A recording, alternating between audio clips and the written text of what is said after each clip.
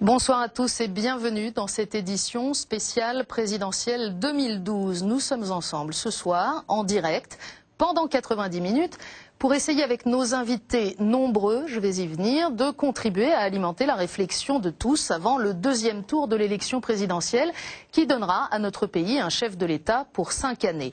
Et je vais commencer par vous donner toutes les bonnes raisons de ne pas regarder cette émission. La première d'entre elles, c'est que nous sommes objectivement dans une situation de surdose médiatique au sujet de la campagne. Peut-être par ailleurs, le moment est-il mal choisi puisque le deuxième tour de l'élection nous enferme dans une logique binaire, nous propose le choix entre deux candidats dont il n'est pas besoin d'être grand clair pour savoir que quels qu'ils soient, du reste, ils ne répondent pas totalement aux aspirations des chrétiens. Il faut donc choisir entre A ou B, ou bien ne pas choisir, c'est-à-dire voter blanc, ou encore ne pas voter, mais c'est grave quand on a le privilège peu répandu dans le monde de pouvoir le faire.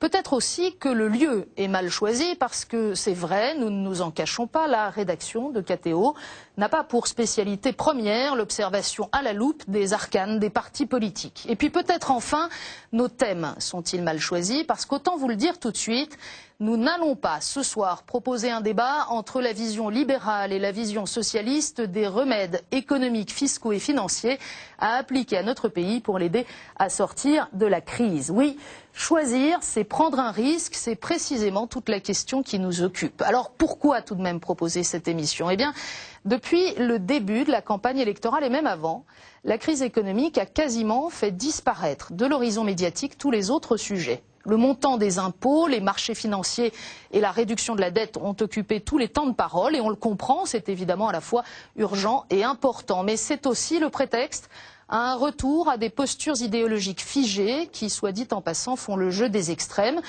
Et puis bien sûr, avec la personnalisation du second tour, on en arrive de plus en plus à la question « j'aime ou je n'aime pas M. Hollande ou M. Sarkozy ». Mais ce qui est en jeu, à notre avis, mérite mieux ou en tout cas un peu plus. Alors qu'allons-nous faire ensemble ce soir? Simplement réfléchir, ou plutôt donner la parole à des invités qui observent et qui analysent, qui agissent, qui enseignent, bref, qui peuvent alimenter notre réflexion personnelle, étant bien entendu que le but de cette émission n'est pas de vous dire pour qui il serait bon de voter, mais que nos invités, eux, seront libres de dire leur choix, sous réserve qu'évidemment ils nous exposent les critères sur lesquels ils se déterminent. Concrètement, 3 parties dans notre émission ce soir. Tout à l'heure, nous entendrons des acteurs de terrain engagés sur divers fronts dans la société, la famille et l'éducation, le logement et la précarité, la promotion de la vie.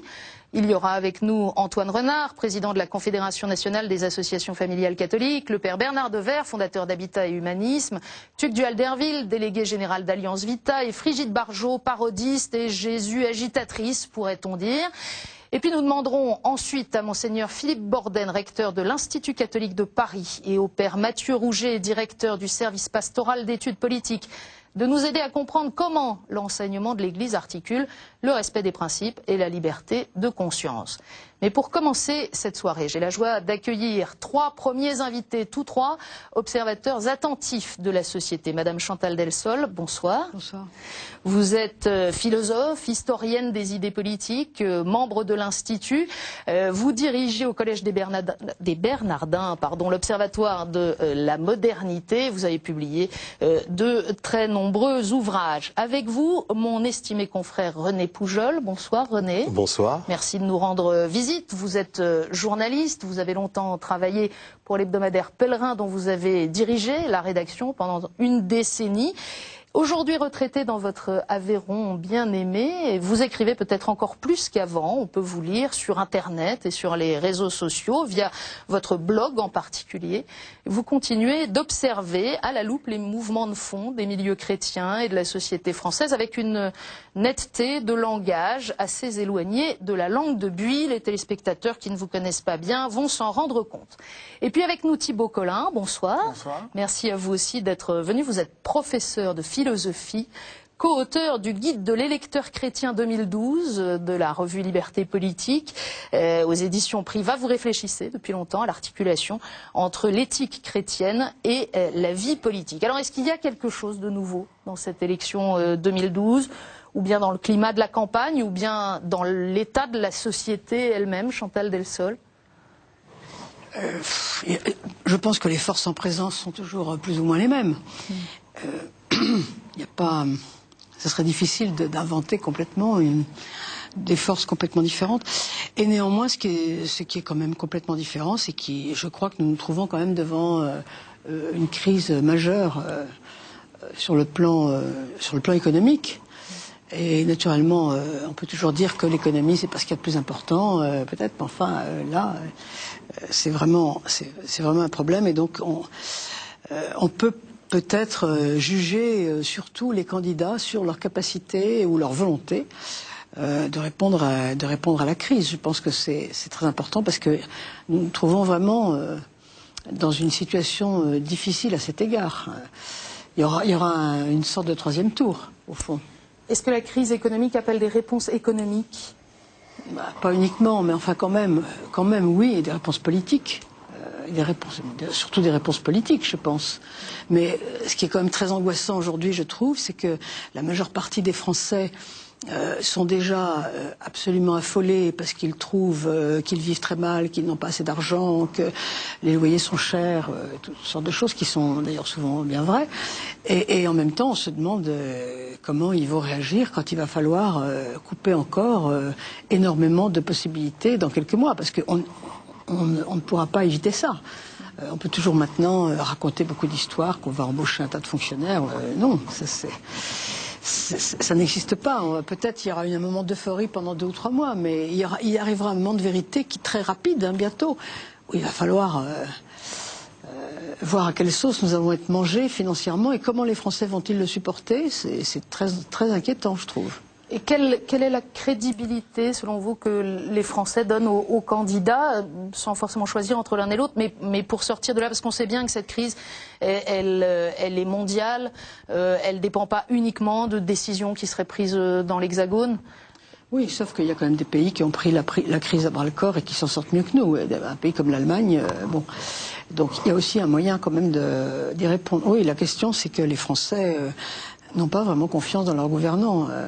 Non pas parce qu'ils les jugent incompétents, je ne crois pas qu'on les juge incompétents et je ne crois pas qu'ils le soient, mais parce qu'ils ont un comportement qui ne plaît pas, parce qu'on présuppose, à tort ou à raison, qu'ils mentent tous, qu'ils sont tous plus ou moins corrompus.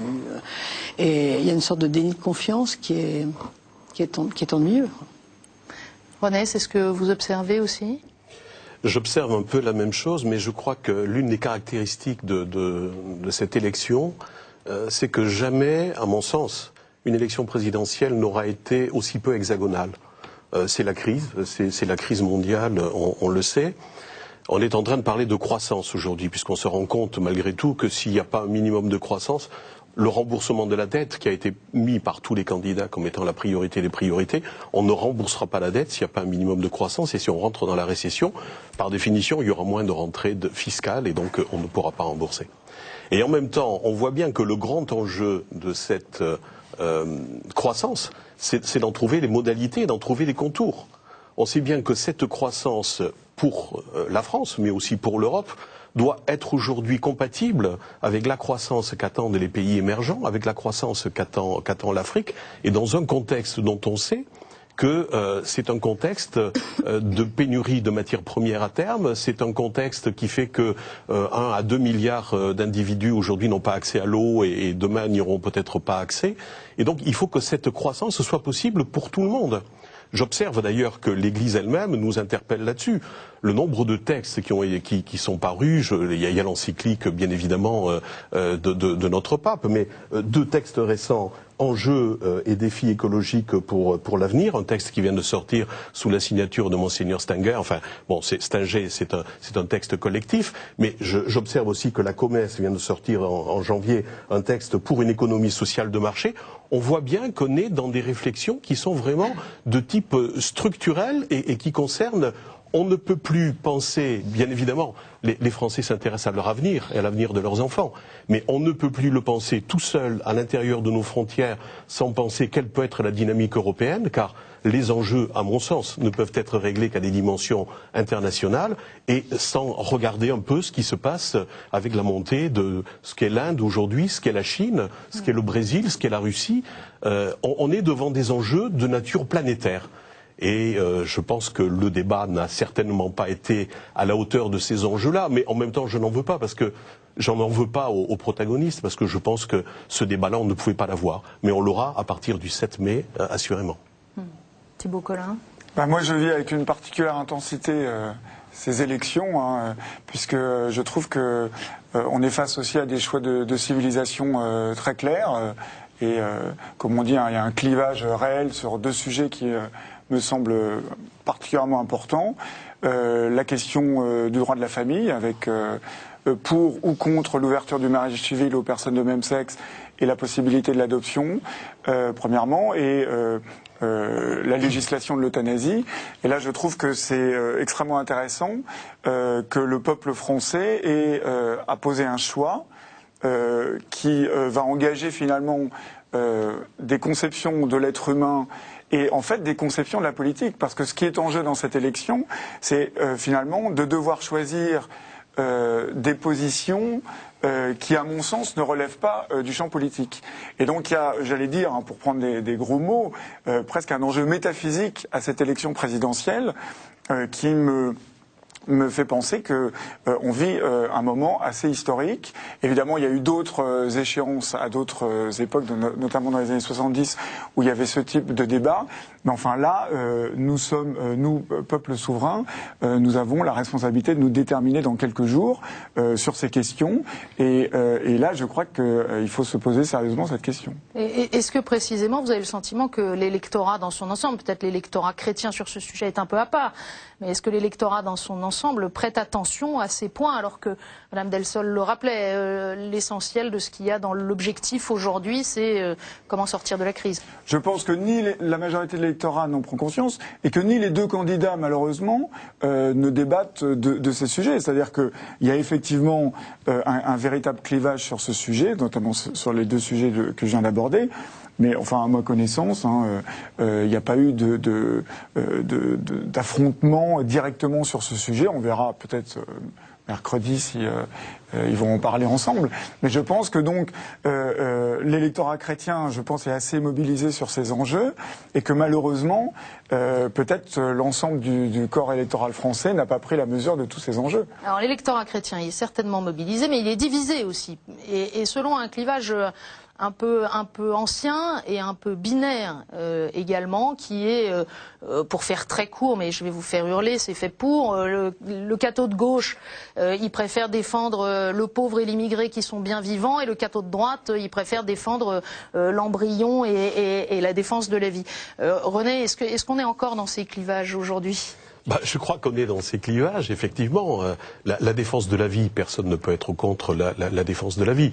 Ce que rappellent les cathos de gauche, j'en suis un peu d'une certaine manière, c'est que entre la défense de la vie à son origine et la défense de la vie à la fin, les dernières années de la vie, il y a quand même toute la vie du milieu, et que si on veut que cette vie soit digne, il faut aussi permettre aux gens d'avoir un emploi, d'avoir un logement, de pouvoir élever leurs enfants chrétiennement, etc., etc., etc. Je crois que le critère demeure. Moi, le risque que je vois, c'est à la fois, je suis d'accord avec Thibault Collin, on est vraiment dans des mutations, en tout cas les problèmes qui se posent à nous aujourd'hui, du fait des évolutions de société, du fait de ce que permet la biologie, etc. On est dans des mutations qui sont tout à fait radicales. Et en même temps, je ne voudrais pas, enfin en ce qui me concerne, c'est mon choix personnel, je ne voudrais pas qu'on focalise uniquement sur les questions de l'euthanasie et du mariage homosexuel par rapport au deuxième tour de l'élection présidentielle. Parce que de toute façon, je ne pense pas que le vote des catholiques suffise à faire la différence. Il est possible que demain on se retrouve avec François Hollande élu, et alors ? Et alors, il faudra bien à ce moment-là rentrer dans des débats, rentrer dans des combats. Et si c'est Nicolas Sarkozy, il faudra bien aussi rentrer dans des combats vis-à-vis de Nicolas Sarkozy pour lui faire comprendre que nous, chrétiens, on n'est pas forcément d'accord avec sa politique de l'immigration, qu'on n'est pas forcément d'accord avec le travail du dimanche, qu'on n'est pas forcément d'accord avec un certain nombre de choses. Je crois que, en tout cas, moi, en tant que chrétien, citoyen et chrétien, le moment de l'élection est un moment décisif, mais le combat ne s'arrête pas là. Moi, je resterai citoyen au lendemain des élections et j'entends bien faire entendre mon point de vue sur un certain nombre de débats. J'ai écrit des blogs, j'ai écrit des articles dans mes blogs et sur l'euthanasie, je le dis tout de suite, je suis contre ce qui est proposé par François Hollande. Sur le mariage homosexuel, je suis également contre, donc je me sens très à l'aise. Mais mon vote ne sera pas forcément déterminé uniquement par ces deux questions, pour les raisons que j'ai évoquées tout à l'heure, parce que je crois que l'enjeu est beaucoup plus considérable que ces deux points, même si pour nous ils sont importants. Je réagis juste à ce que vient de dire René Poujol, je suis d'accord.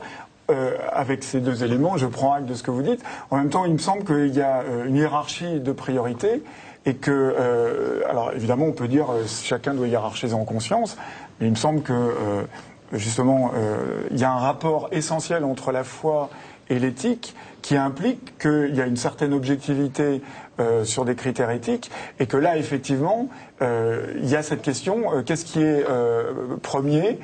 Effectivement, ce qui est très déplorable, mais ça fait partie de la règle du jeu, c'est le côté binaire d'une élection, et premièrement, et deuxièmement, le fait que les programmes, il y a des choses à prendre et à laisser. Mais voilà, moi je pose cette question de la hiérarchie.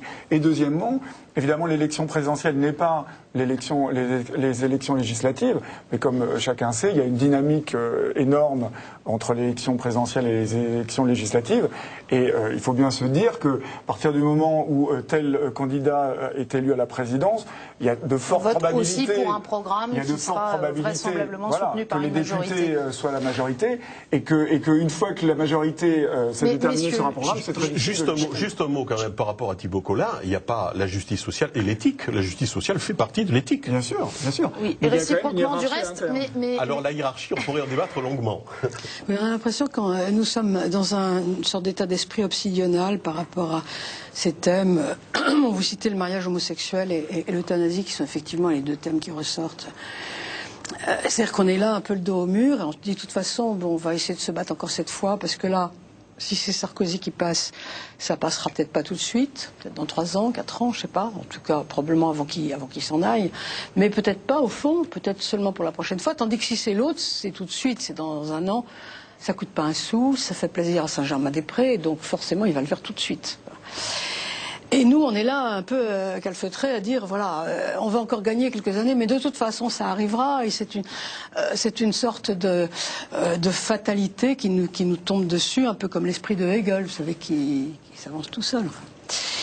Je crois quand même qu'il y a quelque chose dont on n'a pas vraiment pris la mesure, c'est que toutes ces mesures que nous réprouvons en tant que chrétiens, elles sont à réprouver parce que nous avons un fond de vérité auquel nous croyons, nous, mais auquel les autres ne croient plus du tout. Toutes ces mesures-là, elles ne sont pas uniquement, enfin, le fait d'interdire le mariage homosexuel, par exemple, c'est pas quelque chose d'absolument naturel qui viendrait tout seul juste parce qu'on est des hommes. C'est quelque chose d'anthropologique, c'est une question anthropologique. C'est fondé. Chez nous, c'est fondé d'une certaine façon, chez d'autres, autrement. Si vous regardez, par exemple, la question du suicide dans les sociétés païennes, vous vous apercevez que partout, dans toutes les sociétés, le suicide est permis, est normal. Et c'est très bien, quand on n'en peut plus de la vie, on se suicide. L'euthanasie, c'est du suicide. Dans les sociétés chrétiennes, le suicide, non. C'est pas pareil. Mais nous sommes chrétiens, mais les autres ne le sont pas. Alors, ce que je veux dire, c'est que à partir du moment où il n'y a plus de justification, ça ne veut pas dire qu'il faut qu'on abandonne nos croyances, je n'ai pas dit ça. Mais enfin, il faut quand même comprendre aussi que pour les autres, c'est quand même compliqué de s'aligner sur nous, dans la mesure où ils n'ont plus du tout les mêmes croyances. Autrement dit, notre problème à nous, ça serait davantage de les convaincre d'abord de la vérité du christianisme, avant d'essayer de lutter contre des mesures qui, au fond, vont nous arriver dessus. On ne peut pas se retrouver sur des éléments de loi naturelle ou sur des éléments... Là, en l'occurrence, si vous voulez, c'est pas, je ne pense pas que ça soit vraiment une affaire de loi naturelle. C'est une histoire complètement anthropologique. Donc, il faut...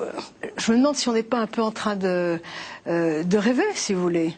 On n'a pas pris acte pour vous du passage à la société post-chrétienne? Non, on parle de l'identité. Alors on dit notre société est d'une identité chrétienne, bien sûr. Mais l'identité, c'est une matrice. L'identité, c'est pas un objet de musée. L'identité, ça doit en permanence révéler du vivant. Ça doit faire sortir, faire surgir du vivant comme une matrice qui sort des bébés. Voilà.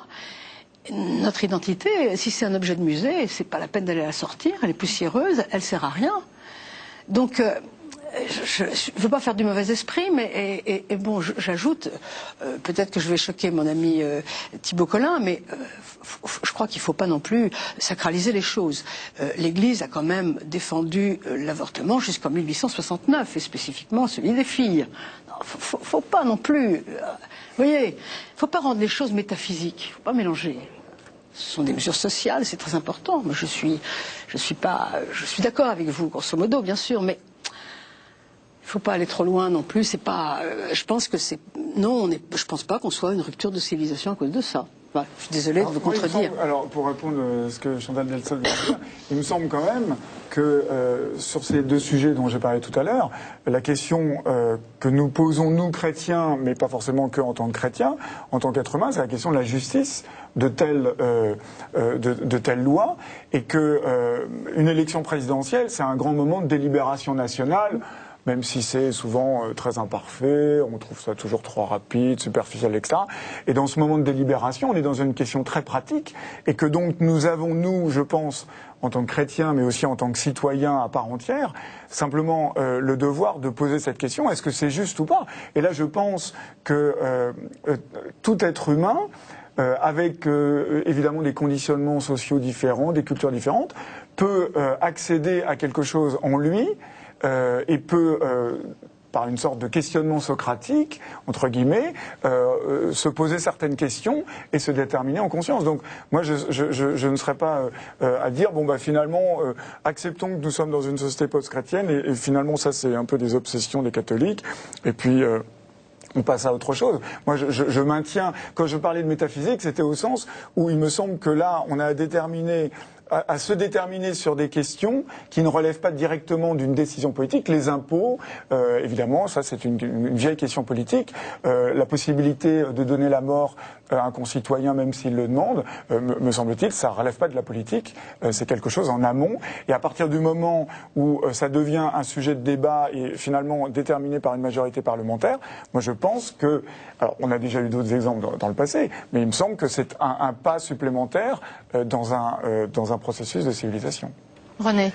Moi, je crois que l'un des débats essentiels auxquels on va être confronté, on y est confronté aujourd'hui, et ce sera encore pire demain, enfin pire demain, plus fort demain, c'est sur quoi va-t-on pouvoir construire un vivre ensemble, catho et pas catho, à la fois en France et au niveau mondial, et sur quoi va-t-on construire une morale commune? Parce que sans morale commune, de toute façon, on va à la catastrophe. Or, vous évoquiez tout à l'heure la morale naturelle. Je suis en train de plonger dans une lecture passionnante qui est le livre d'Elisabeth Dufourcq sur l'invention de la loi naturelle, 720 pages, chez un bon éditeur, Bayard. Je vous conseille. Prochainement dans l'esprit des lettres. Voilà, je vous conseille de le lire, c'est tout à fait passionnant. On se rend compte en la lisant que la loi naturelle, tout le monde parle de loi naturelle, personne ne met vraiment le même contenu, sauf qu'à un moment on a décidé dans la Sainte Église de Dieu que c'était Thomas d'Aquin et qu'on ne transigeait pas de Thomas d'Aquin. En lisant ce livre, on se rend compte que même à l'époque de Thomas d'Aquin, il y avait des lectures de la loi naturelle qui étaient extrêmement divers.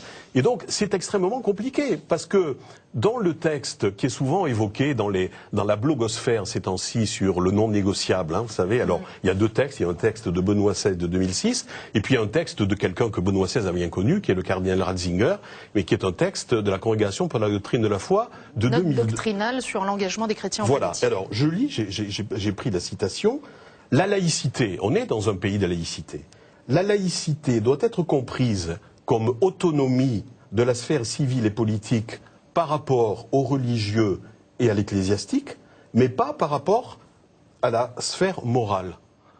Quand on a dit ça, on a dit quoi? C'est-à-dire qu'à la fois on nous dit à la sphère civile. Vous n'êtes pas obligé, vous n'êtes pas sous les ordres des ecclésiastiques, vous êtes sous l'ordre de la loi morale. Mais comme l'Église elle-même s'érige en seul interprète de la loi morale, au motif que la loi naturelle c'est la volonté de Dieu.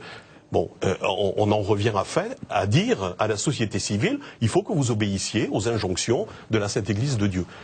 Je crois que... Sauf que c'est pas formulé tout à fait comme ça. D'ailleurs, on observe que les évêques, s'ils ont publié un texte en octobre dernier, quelle société voulons-nous ils ne font aucune référence à ces deux textes-là. Ils ne font pas non plus de préconisation de vote. Ils proposent des points de discernement, 13 points de discernement. Oui, mais enfin, on entend bien dans le monde catho que ce que dit notre ami Thibault ressort quand même. Mais la question, c'est la hiérarchie de ces points de discernement.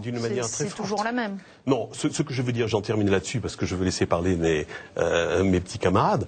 Ce que je veux dire, c'est que je crois que la grande intuition de Vatican II, quand même, sur le dialogue avec le monde, c'était la conviction profonde des pères du Concile que l'Église avait à apporter au monde. Et je crois qu'on a des choses à dire au monde. Sur ces débats de société, je crois qu'on a des choses en tant que chrétiens à dire au monde. Mais je crois qu'il faut qu'on ait l'humilité aussi d'accepter que le monde puisse avoir des choses à nous dire. Et je crois que le dialogue ne se nourra que si on accepte cette réciprocité. Or, j'ai l'impression aujourd'hui, dans ce débat des présidentielles, et ce que je crains pour l'avenir, c'est qu'on ait une Église qui soit en train de se durcir sur sa vérité et refuse à rentrer dans le dialogue. Et se pose à l'espagnol avec une Église qui serait dans l'opposition. Et se pose en contre-culture. Voilà, se pose en contre-culture, ça me fait très peur. Contre-culture et contre-pouvoir, c'est pas tout à fait la même chose, mais on n'aura pas le temps pour... Est-ce que l'Église s'érige ou est-ce que l'Église, et là, en l'occurrence, le magistère est au service d'une recherche de la vérité sur l'homme? Moi, il me semble que justement, dans un monde où la dignité humaine est de plus en plus bafouée par des logiques extrêmement puissantes, il me semble que c'est la noblesse et la grandeur de l'Église catholique que de rappeler qu'effectivement, il y a des choses qui, dans le monde humain, ne dépendent pas de l'être humain. Bref, le vieux débat entre Protagoras, Platon et Aristote. L'homme n'est pas mesure de toute chose. Et je pense que l'Église a un rôle absolument prophétique aujourd'hui, notamment sur ces sujets, mais aussi sur d'autres, de rappeler à temps et à contre-temps, justement, que l'homme n'est pas sa propre mesure. Chantal Delsol, pour terminer. Non, mais on est d'accord. Mais je crois qu'il faut que nous cessions, en tant que catholiques, de penser que nous posons juste le naturel et que tout le monde doit nous suivre puisque c'est juste la nature, ce qui est normal, ce qui est évident, ce qui est rationnel, et ce qui signifierait que tous ceux qui ne sont pas d'accord avec nous sont finalement plus ou moins des imbéciles ou des gens qui n'ont pas compris vraiment la nature des choses ou autre. Non, nous avons fait des choix anthropologiques, nous assumons ces choix, nous défendons ces choix et bien sûr c'est notre devoir de le faire. Et néanmoins, les autres ont fait d'autres choix anthropologiques. Oui, mais nous pouvons rendre raison de nos choix. C'est ça qui est important. Et nous en rendons raison. Il y a une universalité de la raison. Vous allez vous rejoindre là-dessus puisque vous souligniez tout à l'heure la nécessité d'une explication au moins dans une société pour qui les critères même de ces choix sont devenus tout à fait étrangers. J'aurais volontiers passé toute la soirée à poursuivre cette conversation, mais je vous propose qu'on avance dans notre débat. Merci à tous les trois d'être venus nous aider à poser le cadre, à comprendre un peu l'environnement dans lequel nous sommes. On a compris en tout cas que c'est pas nécessairement, ça ne se pose pas nécessairement en choix de civilisation, puisque de fait le passage à une autre civilisation est probablement déjà accompli. On a compris qu'il pouvait y avoir plusieurs réponses. On a compris aussi qu'il y avait des points de discernement et d'attention. Je vous propose d'entendre maintenant quelques acteurs engagés sur des terrains particuliers, la famille, le logement, la vie, l'expression publique des croyants. Ils vont nous dire chacun finalement dans son registre comment est-ce qu'ils perçoivent les enjeux de cette élection. Mais avant, un clip vidéo réalisé par des catholiques à partir précisément des questions soulevées par les évêques dans leur texte d'octobre 2012. Un vote pour quelle société? On regarde et on se retrouve juste après.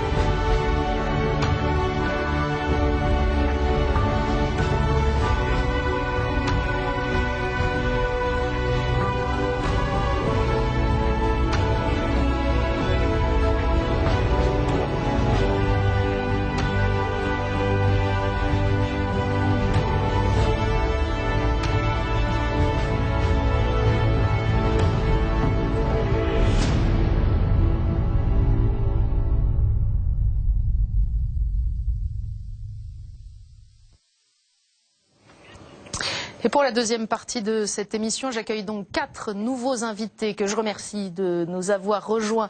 Père Bernard Devers, bonsoir. Bonsoir.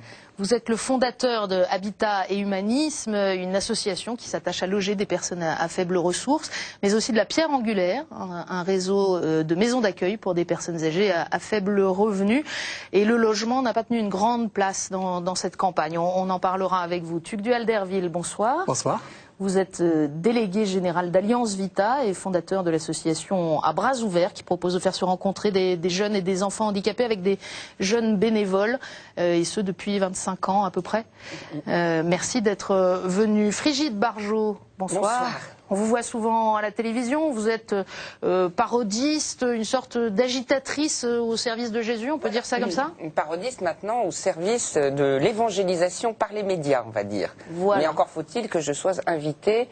Et j'ai remarqué que d'ailleurs les chrétiens n'étaient pas du tout invités dans le débat politique. Donc je viens en parler. Mais voilà. vous arrivez à vous inviter sur des plateaux de télévision, sur un certain nombre de chaînes, pour faire de l'agite-propre au service de Jésus et de l'Église, qui peut irriter. D'ailleurs, on en parlera probablement. Oh, et puis avec nous... On ne plaît pas à tout le monde. Avec nous également, Antoine Renard, bonsoir. Bonsoir. Vous êtes le président de la Confédération nationale des associations familiales catholiques. Merci à vous aussi d'être venu et merci à tous les 4 de votre patience pendant la première partie de cette émission. Alors, vous avez des profils différents, des expériences différentes. Ce que j'aimerais avec vous, c'est en savoir un peu plus sur les enjeux dans vos champs d'action respectifs, la manière dont les candidats, ou plus exactement leur programme, y répondent ou pas. Bien sûr, on ne va pas épuiser tous ces sujets. Mais je voudrais qu'on commence avec vous, Père Devers, parce que c'est un petit peu dans l'actualité, une fois n'est pas coutume, sur KTO. Mais c'est vrai que ce matin encore, l'association Droit au logement manifestait devant les quartiers généraux des candidats. Vous avez, avec Habitat et Humanisme, avec la Fondation Abbé Pierre et ATD Quart-Monde, vous avez voulu aussi saisir les candidats, les auteurs des programmes, des urgences sur le logement. Vous avez l'impression d'avoir été entendu jusqu'ici? Écoutez, ces élections présidentielles, finalement, les candidats se sont beaucoup fâchés, mais ils se sont bien arrangés, en fait, à ne pas parler de sujets qui fâchent. Et le logement est précisément, en fait, un de ces sujets, un sujet extrêmement sensible. Car parler, en fait, de la question de la crise du logement, qui est battant, tout le monde le sait, enfin. Les chiffres, on les a tous en tête, c'est pas la peine de les répéter ce soir. Ce sont des familles, des hommes et des femmes, des enfants qui sont en situation de souffrance, des enfants qui sont victimes du mal logement. Et devant cette situation-là, naturellement, il faudrait pouvoir faire bouger. Seulement, qu'est-ce qui se passe? C'est que derrière la crise du logement, en fait, il y a une autre crise dont on n'a pas parlé non plus, c'est la crise du vivre ensemble. Et derrière cette crise du vivre ensemble, c'est aussi, il aurait fallu s'interroger sur la question de l'aménagement du territoire. On sait bien que c'est sur quelques grands territoires, en fait, que les activités économiques se développent, d'ailleurs insuffisamment, puisqu'il y a un chômage tout à fait considérable, et puis qu'il y a les territoires où il y a des milliers de logements qui sont vacants. Et donc on voit bien que sur une question tout à fait essentielle qui touche, en fait, la vie personnelle des Français, de la population, et finalement cette question-là, elle n'a pas été abordée. Alors, peut-être un cas des drames, d'ailleurs, en fait, de cette campagne, c'est que je ne dis pas que les candidats n'ont pas voulu faire vérité. D'abord parce que ça serait, de ma part, peut-être une sorte d'offense, mais qu'en tout cas, cette société ne sait pas apprendre à faire vérité. Et apprendre à faire vérité, ça serait en fait de pouvoir dire exactement où on en est d'une situation économique. Et on va voter dans quelques jours, et on va voter comment? Alors que finalement, certains vont nous dire, eh bien, il n'y a qu'à faire relancer l'économie, et puis cette relance de l'économie. Et puis d'autres disent, non, mais il faut aujourd'hui, en fait, pouvoir, en fait, intervenir sur une approche qui permette de maîtriser les déficits économiques. Au point que, où est la vérité? Où est la vérité? Alors, il y a quand même une vérité, c'est une vérité qui est quand même très liée. C'est ce qui nous rassemble les uns et les autres, c'est quand même, finalement, qu'il y a un peu moins de souffrance. Qu'il y a un peu moins de souffrance, notamment par rapport à ces quartiers, qui sont des quartiers dits sensibles. Ces 4,5 millions de personnes qui vivent dans ces quartiers qui sont des quartiers presque de non-droit. Et puis ce sont aussi ces familles qui sont à la recherche d'un logement décent. Rappelons qu'il y a presque 500 000 personnes qui ont un abri, mais qui n'ont pas de domicile. Donc devant une telle situation, qu'est-ce qu'on va construire sur un plan familial? Quel est l'avenir en fait pour ces familles? Et ces questions-là, finalement, elles n'ont pas été abordées. D'accord. Antoine Renard, vous aussi, aux associations familiales catholiques, vous avez voulu faire des propositions avant la campagne présidentielle. Est-ce qu'elles ont été reprises ou entendues en ce qui concerne la politique familiale, l'éducation ? Reprise, c'est beaucoup dire. Entendu, oui, certainement. D'ailleurs, on a été reçus par les états-majors des candidats. Et donc, ça a été l'occasion de quelques échanges. Nous avons communiqué, au fond, presque comme si nous-mêmes nous étions candidats. C'est-à-dire qu'on a fait un programme pour les familles. Voilà ce qui nous paraît que les familles devraient demander au prochain président de la République. Et ça porte sur 4 thèmes. Le premier qui est le couple. Et le couple, ce n'est pas que une affaire privée. C'est quelque chose qui regarde la société, c'est d'ailleurs dit dans nos textes fondamentaux. La Constitution de 48 et même la Charte sociale européenne qui reconnaît que la famille est la cellule de base de la société. Ce n'est pas que une notion chrétienne. Le deuxième sujet, c'est celui de l'éducation. L'éducation dans son ensemble, et dans toute l'Europe d'ailleurs, est aujourd'hui un sujet de très grande préoccupation, et probablement parce que on a oublié de mettre au centre du dispositif éducatif les familles. On a entendu beaucoup de candidats nous dire qu'il fallait mettre l'homme au centre des préoccupations. Eh bien nous on ajoute, il faut mettre l'homme et la famille qui lui donne l'essence. Ça nous amène au troisième thème qui est celui d'une écologie de l'homme.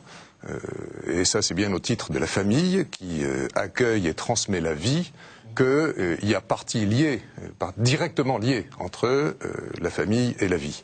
Et puis le quatrième domaine, alors c'est celui dont tout le monde parle et qu'on appelle la politique familiale.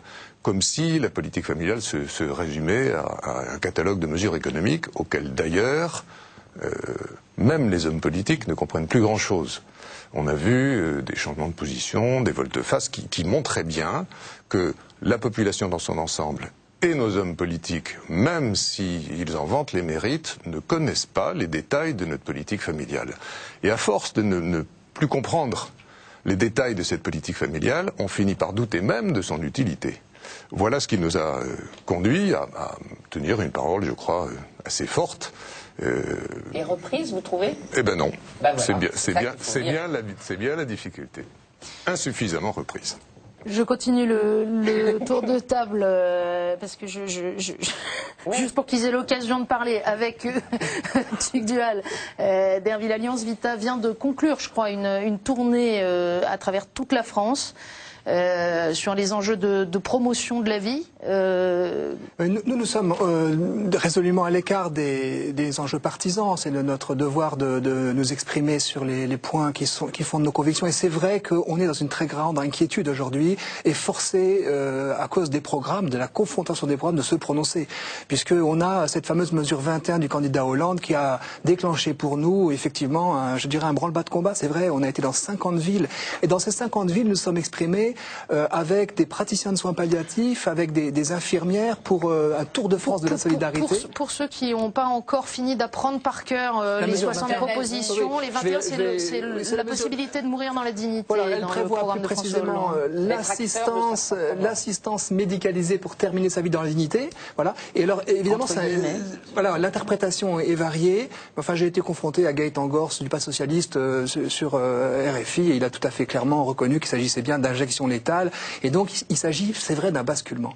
Et là, nous ne pouvons pas nous taire, parce que si dans 1 an, dans 6 mois, l'euthanasie est passée, parce que cette mesure 21 aura été appliquée, eh bien, nous regretterions de ne pas avoir aujourd'hui dit à quel point ça nous paraît gravissime. Alors, comme les 2 autres ont été assez mesurés, est-ce que ça veut dire que dans l'autre programme ou agrégation de programmes, vos centres de préoccupation vous semblent bien traités ? Alors, sur ces deux sujets, sur l'ensemble de nos sujets, je ne sais pas si j'ai bien compris votre question, parce que c'est vrai que... Vous dites clairement, dans le programme de François Hollande, il y a une mesure qui nous oblige à prendre parti contre. Oui, parce que c'est vrai que le candidat... Est-ce que ça veut dire que dans le programme de M. Sarkozy, il y a des choses qui vous semblent... Nicolas Sarkozy a clairement, sur ce sujet, en tout cas, dit son hostilité, de même qu'il a... il l'a exprimé très clairement dans l'interview, 3 jours avant d'entrer en campagne. Dans un programme électoral. Oui, tout à fait. Sur le plan de l'euthanasie, c'est clair. Je ne suis pas sarkozien, mais là, il y a vraiment une cristallisation du débat. Vous écoutiez tout à l'heure Chantal Delsol qui disait, mais au fond, on est un peu prisonnier de cette position parce que on sait bien que la question, c'est est-ce que c'est tout de suite ou est-ce que c'est dans 3 ans, 4 ans? J'avoue que j'étais pas d'accord avec ce que j'ai entendu de Chantal Delsol, que je respecte beaucoup par ailleurs. Voilà, mais donc elle aurait peut-être des choses à préciser. Mais c'est vrai qu'il s'agit d'une question de justice. Le droit à la vie, c'est le premier des droits. Dès le tout commencement de la vie, en passant par toutes les étapes, et le droit au logement fait sans doute aussi partie des droits de la vie. Cependant, on n'a pas de logement si on n'a pas la vie, ça c'est clair. Donc à partir de cette base-là, qui est véritablement, pensons à la peine de mort, une seule exception ruinerait le principe de la peine de mort. À partir du moment où le droit d'administrer la mort à quelqu'un deviendrait légal, c'est un basculement de civilisation pour nous. Et on ne peut pas se taire sur ces sujets. De même, on l'a remarqué, il y a eu dans les deux camps, avec les lois bioéthiques, une surenchère dans l'eugénisme, le scientisme, mais c'est vrai qu'il n'y a pas photo aujourd'hui entre la droite et la gauche sur ces sujets. Nous sommes battus au moment des lois de bioéthique. Nous n'étions pas d'accord avec toutes les mesures qui ont été votées par l'actuelle majorité, mais un certain nombre de dispositions ont pu atténuer certaines dérives. Et en face, au Sénat, la gauche a failli faire voter l'euthanasie il y a un peu plus d'1 an. En matière bioéthique, c'est une surenchère qui est promise en matière de recherche sur l'embryon. Et donc pour nous, on a vraiment une inquiétude. Et là où nous sommes désolés, c'est que dans notre tournée, le Tour de la France de solidarité, nous étions prêts avec des soignants de sensibilités multiples, notamment, qui ont-ils dit, le cœur à gauche, mais qui étaient extrêmement préoccupés de voir que leur candidat, celui pour lequel ils auraient aimé voter, eh bien, avait pris une option pour eux qui ruine radicalement cette confiance entre soignants et soignés. Et là, vraiment, c'est un enjeu majeur pour nous. Frigide. Je viens Paul au secours, mais il n'en a pas besoin, de Tugdual. Par rapport au débat précédent, je tiens à dire qu'il y a effectivement 2 mesures qui sont parfaitement nouvelles dans le programme de François Hollande, les 60 propositions, les engagements, ce n'est pas des propositions, ce sont des engagements, c'est ferme, c'est écrit, c'est numéroté, il y a un calendrier, tout va être mis en place avant le décembre notamment en ce qui concerne l'euthanasie, mais aussi la famille, le changement du droit de la famille qui est absolument fondamental. Et ça, on n'en parle pas. Évidemment, avec pas seulement le mariage, mais surtout, et surtout ce qui est fondamental, c'est l'adoption plénière à des personnes de même sexe. Ça, on l'a pas dit. Personne dans ce débat public qui a lieu actuellement sur les médias généralistes n'en parle. Voilà, ne parle de l'enjeu fondamentalement, comme on le disait tout à l'heure, la situation économique et les urgences économiques. Oui, mais certes, mais c'est exactement ce que vous disiez. Effectivement, il y a l'urgence économique, il y a la dette qui a pris absolument toute la place parce que la crise financière est si grave. Mais à quoi ça servira d'être endetté si les êtres humains sont plus des êtres humains? Ils n'ont plus leur grandeur, leur dignité totale, intégrale, et il n'y a que l'Église et le magistère qui nous le rappellent aujourd'hui. Je passe mon temps, moi, à aller voir des gens en province. Je fais une tournée, le Jésus barge autour, et il faut effectivement essayer de conscientiser les gens sur le changement profond de ce que sera un être humain dont la filiation contre toute attente et contre toute réalité viendra de 2 personnes, de 2 pères, et qui ne connaîtra jamais ce que c'est qu'avoir une mère. Est-ce qu'on sait qu'on va fabriquer et où sera l'égalité des êtres humains à ce moment-là? J'aurais une petite nuance, mais ça va dans le même sens, au fond. C'est que le bon sens commun suffit pour accueillir le fait qu'un enfant a besoin de son père et de sa mère, et que quand il en est privé, c'est une souffrance pour lui, qu'on essaie de réparer tant bien que mal. Mais on souffre beaucoup d'une société où les pères sont absents, ça provoque beaucoup de violence, beaucoup de souffrance. Même chose pour la fin de vie. Quand on discute en profondeur avec les Français sur ce qu'ils souhaitent, ils souhaitent être accompagnés dignement jusqu'au terme naturel de leur vie. Or, il qu'il y a aujourd'hui des contresens qui méritent une explication. Le fait que les chrétiens soient en pointe pour donner ces explications, c'est très bien, c'est peut-être leur rôle, le peuple de la vie. Oui, enfin, non, on ne nous entend pas. Moi, je trouve que quand même... Christine Boutin n'a plus été présente pendant le débat du moment qu'elle a rallié Nicolas Sarkozy. Je trouve que sur la question de l'euthanasie, je ne sais pas si je m'en réjouis ou si je le déplore, mais le sujet, il est quand même sorti très fortement. Vous tapez Google Actu Euthanasie, vous voyez le nombre de déclarations d'un candidat qui est hostile et de l'autre qui analyse sa mesure 21. Je voudrais entendre le père Devers, parce que quand on est confronté au quotidien des drames sociaux, est-ce qu'on entend, comme nous le disait René Poujol tout à l'heure, bon, et commençons par nous occuper de ce qu'il y a au milieu entre la naissance et la mort, et puis bon, comment vous réagissez à ce que vous entendez là? Écoutez-moi, quand on est confronté en fait à ces difficultés et à ces drames, la première démarche c'est en fait d'atténuer précisément ces drames. Vous savez, c'est ce mot en fait du fondateur d'Atelier Carmonde qui disait en fait la souffrance elle n'est pas faite pour être soulagée, elle est faite pour être éradiquée. Et je trouve qu'en fait la campagne véritablement on en sortirait grandi si on pouvait se dire sur des questions qui sont aussi essentielles. Là on ne parle pas en fait simplement de promesses, parce qu'on sait ce que valent les promesses, mais on parle en fait d'engagement et à partir desquels en fait les candidats sur ces questions-là ne dérogeront pas. Mais de fait, des engagements, il y en a sur d'autres sujets. Il y a quelques sujets.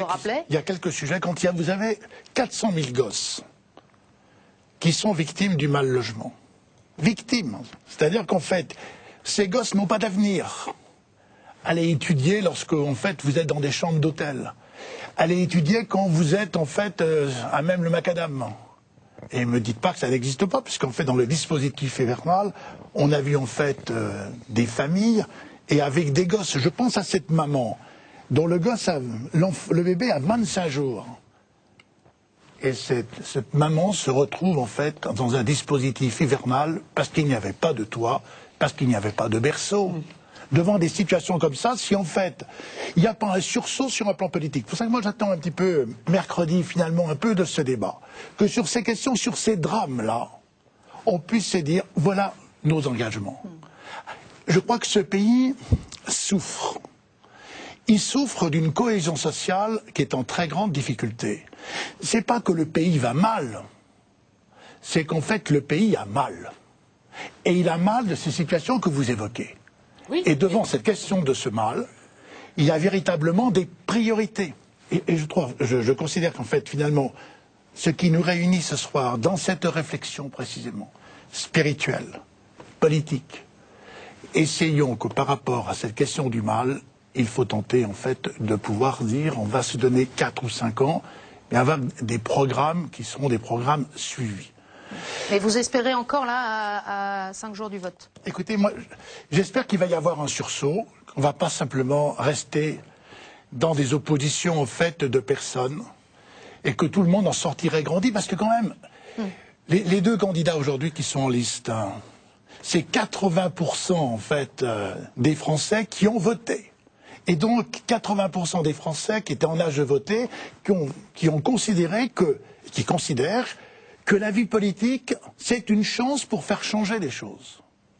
Qu'est-ce que nous allons faire changer? Bien. Alors, j'ai une réponse, mon père. Je pense qu'effectivement, les chrétiens doivent se faire entendre. Parce que votre charité et nous, notre principe d'existence même, de vérité d'enfant de Dieu, que nous ne voulons pas voir dégénérer en animal ou en chose ou en réification, en ce que vous voulez, nous devons la mener ensemble. Ni vous, ni nous n'avons, enfin nous-mêmes, on s'est donné même, mais vous sur le plan. Moi, je connais bien le gars du DAL, il n'a pas été mieux entendu. Hein.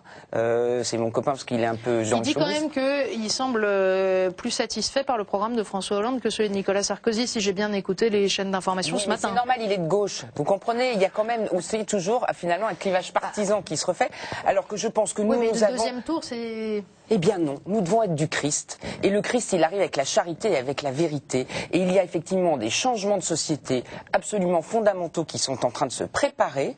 Et ce que je pense, c'est que les chrétiens doivent se rendre compte qu'effectivement, il ne faut pas tomber dans le basculement de cette civilisation, enfin de cette humanité qui va se dégrader à sa source et à sa fin. On réintroduit quand même la peine de mort. Je suis désolé, c'est pas des catholiques qui l'avaient supprimée, c'est des gens de gauche. On va peut-être pouvoir se retrouver sur tout ça et sur l'euthanasie. Robert Badinter, effectivement, est contre cette mesure 21 et contre l'euthanasie pour des raisons de cohérence. Emmanuel Béard est en train aussi, elle a découvert les soins palliatifs. Enfin, il y a plein de choses à faire ensemble. Moi, je me permets de dire une chose, c'est que ça n'est qu'un début, quel que soit celui. Enfin, évidemment, il vaut mieux, de notre point de vue, en tout cas, moi, pour qui les critères, en tant que catholique qui suit le magistère, les critères vitaux et familiaux sont non négociables. Évidemment, il faut éviter le basculement de législation qui fera des droits acquis sur lesquels nous ne reviendrons jamais. En tout cas, pas à échelle humaine. Donc Antoine moi, Renard, c'est clair et net, je sais que je voterai pour le programme qui ne remet pas en cause cela. On va y venir. Voilà. Oui, bien sûr. J'ai dit tout à l'heure qu'on avait des réponses insuffisantes, mais il y en a quand même. Oui. Et il y en a de très claires du côté de François Hollande, qui en effet, très rapidement, comme Chantal Delsol l'a dit, ouvrira l'accès au mariage aux personnes de même sexe. Et ipso facto, l'adoption. Ce qu'on ne sait pas, c'est que juridiquement, oui, mais ça sera inévitable. Dès que le mariage est accepté, l'assistance médicale. Or, il y a là en effet un changement radical du droit à la famille, de la filiation et tout simplement de notre organisation sociale. Et d'un autre côté, il a aussi dit son attachement à la réflexion en vue de légaliser l'euthanasie. Sarkozy a dit le contraire, en disant la loi Leonetti suffit. Et je pense qu'en effet, c'est vrai. Donc sur ces oui, deux mais il n'y a pas de soins palliatifs qui sont proposés par M. Sarkozy et il faudrait développer les soins palliatifs. Eh ben voilà, il faut un centre de soins palliatifs par hôpitaux et pas un centre IVG que me demande monsieur... Bien sûr, mais Chantal Delsol disait tout à l'heure que toute cette campagne, évidemment, est dominée par le problème économique, donc tout le monde cherche à faire des économies. Et en particulier, d'ailleurs, on cherche même à en faire sur la politique familiale. Voilà. Bon. Et là où je suis vraiment d'accord avec vous, c'est que certainement dans le jour où on aura un président de la République, tout va commencer. Tout va commencer. Bien les sûr. chrétiens doivent se réveiller. Mais absolument. Et d'ailleurs, là où je vous rejoins tout à fait, c'était bien le sens de nos manifestations, de nos propositions, qui est plutôt de viser un réveil des consciences. Bien sûr. Qui se produisent juste avant ou juste après, il est immanquable. Si les consciences ne se réveillent pas, le peuple se conduira mal parce qu'il sera mal conduit.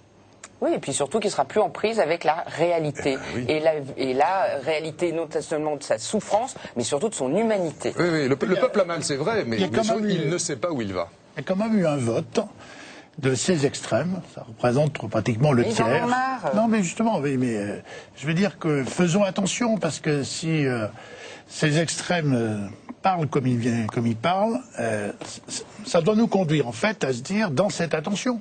Et les deux candidats, d'ailleurs, en fait, par rapport à ces extrêmes, en fait, sont dans une forme d'attention à justement à cette souffrance qui s'est exprimée.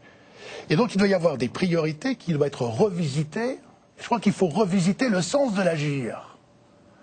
Et c'est parce qu'on va pouvoir, parce que les candidats accepteraient, que le politique qui va être élu, le président qui va être élu, accepte de revisiter cela, qu'en fait, on ne restera pas que dans 5 ans, il n'y aura pas encore un drame plus important dans ce pays, quoi. Bernard Devers, j'entends bien, mais j'entends bien aussi le conditionnel que vous mettez. Ça suppose que les candidats, aujourd'hui ou au lendemain de la victoire de l'un d'entre eux, acceptent d'entrer dans cette démarche.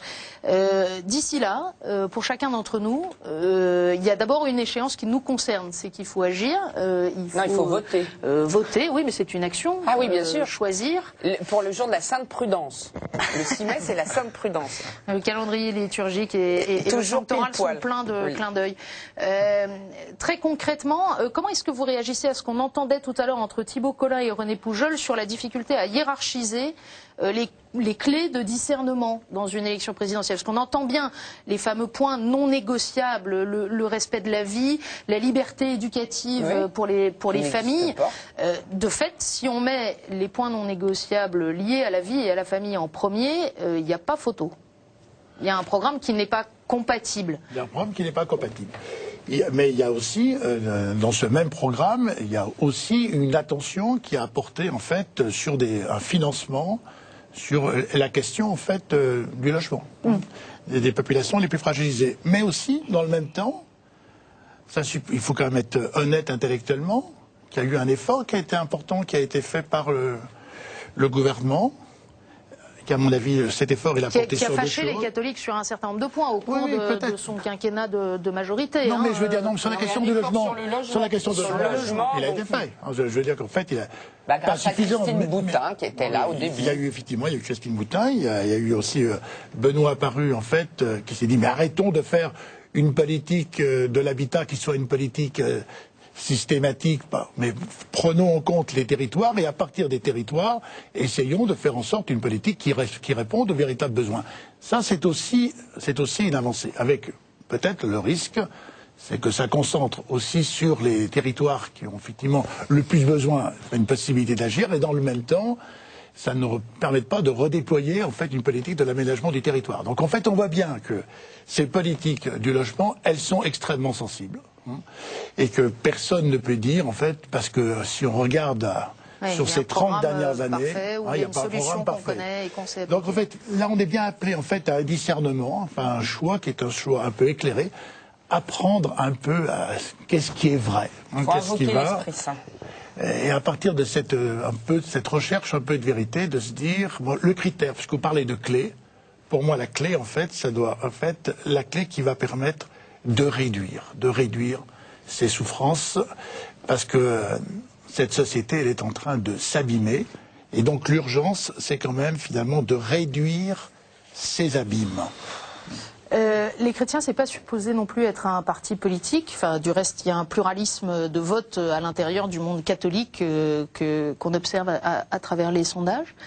René Poujol a tiré l'attention dans un de ses billets sur le risque de situation à l'espagnol, avec précisément face à un programme socialiste qui les atteint sur un certain nombre de questions fondamentales, une posture des catholiques d'opposition politique. Est-ce que vous pensez que ça peut se produire comme ça? Est-ce que c'est ce que vous sentez aujourd'hui vis-à-vis du programme socialiste? Vous êtes dans l'opposition à ce programme? Sur les points précis qu'on a évoqués tout à l'heure, oui, naturellement, et on l'a dit suffisamment, donc oui, très clairement. Pour autant, je comprends que des chrétiens se sentent une vocation sociale, c'est parfaitement normal dans la tradition de l'Église et dans le message de l'Évangile, mais voilà, tout n'est pas affaire de compromis. Et donc, à un moment ou à un autre, quand en effet, des questions aussi radicales que celle-là, et en poussant les gens dans le retranchement, ce qui n'est peut-être pas suffisamment fait, c'est pour ça que vous regrettiez que ce débat n'ait pas porté sur ces questions-là. Mais pas du tout, il n'a pas une du fois, tout. Voilà. Mais une fois qu'on est arrivé à pousser les gens dans le retranchement, bah, c'est oui ou non.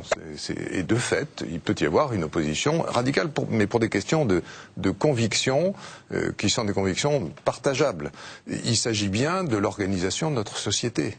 Quelle société voulons-nous? C'était la question de nos évêques, et on voit aujourd'hui quelle pertinence elle avait. Heureusement, ils l'ont posée suffisamment en avant. Donner la réponse. Mais quand même, la question c'est dans quelle ville voulons-nous une voulons-nous société? vivre? Voulons-nous dans une quelle société? ville nos enfants vont vivre? Voilà. Et donc c'est cette question de la mixité sociale. Ça procède aussi en fait, et je crois qu'il ne faut pas se payer de mots. Ça conduit aussi à une recherche sur la question en fait de la régulation des charges foncières. Et cette question-là, pourquoi elle n'est pas abordée? Parce qu'en fait, elle va fâcher, justement. Mais aussi des migrations, chez mon père, aussi des migrations, aussi de la population qui s'accroît et qui est la cohésion. Non, mais raison de plus, vous parlez les que grandes familles. Vous allez bien dans mon sens avec cette régulation des charges foncières. Il me revient d'administrer le chronomètre. Oui. Donc, à propos de réponses, il y en a une que je voudrais avoir. J'ai observé, on ne l'a pas encore dit, Frigide, vous avez lancé avec plusieurs personnes sur Internet quelque chose qui s'appelle Profession de foi 2012, F, oui.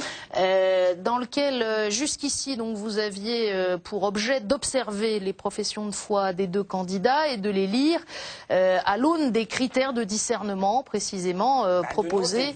Les 13 critères qui sont quand même dans l'ordre, il y a 1, 2, 3, voilà. Et c'est drôle, les 3 correspondent aux 3 points rappelés par notre pape actuel.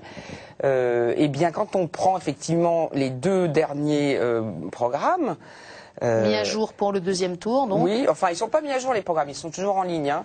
Il y en a un où tous les points, effectivement, principaux, alors après, on va parler social avec le logement, etc., où ça semble meilleur, mais bon, comme il y a une crise financière, comme il y a effectivement une régulation d'immigration différente, etc., c'est pas non plus gagné.